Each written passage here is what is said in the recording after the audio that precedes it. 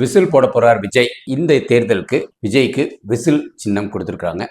10 சின்னம் கொடுத்துருந்துருக்காங்க. அது இல்லாமல் இவங்களா ஒரு 2-3 வேற எக்ஸ்ட்ராவாக ப்ரிப்பேர் பண்ணி கொடுத்துருந்தாங்க. அதில் விசில் கொடுத்துருக்காங்க. விசில் வந்து ஒரு ஒரு ஐடியாவோடு தான் கொடுத்துருக்காங்க. எல்லாம் இந்த சின்ன பிள்ளைகள்லாம் கையில் விசில் ஊதிக்கிட்டு இருப்பாங்க.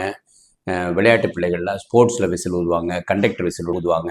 இந்த மாதிரி மக்கள்கிட்ட போய் சேர்க்குற மாதிரி அந்த ஒளியோடு சேர்ந்து இருக்கிற மாதிரி ஒரு சின்னத்தை கொடுத்துருக்காங்க.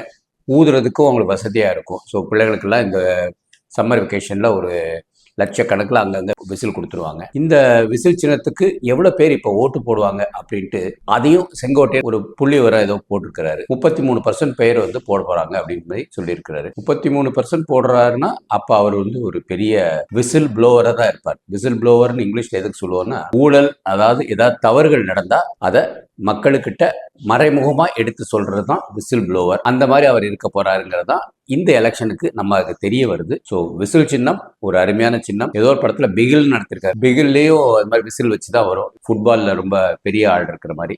பட் இருந்தாலும் தாவேக்காக்கு விசில் சின்னம் கிடைச்சது மிகவும் வரவேற்கத்தக்கது. ஒரு திமுகவுக்கு ஒரு அச்சத்தை கொடுக்கும். தேசிய ஜனநாயக கூட்டணி பெருசா ஒன்றும் அதை பத்தி யோசிக்க மாட்டாங்க. ஏன்னா அவங்களோட சிந்தனை வளர்ச்சியை வச்சிருக்கிறது. தாவேக்காவோட சிந்தனை திமுகவை எப்படியாவது வந்து கவிழ்த்தணும் அப்படிங்கிற மாதிரி உள்ள இருக்கும். ஸோ மக்களாக பார்த்து தேசிய ஜனநாயக கூட்டணி போடுவாங்க.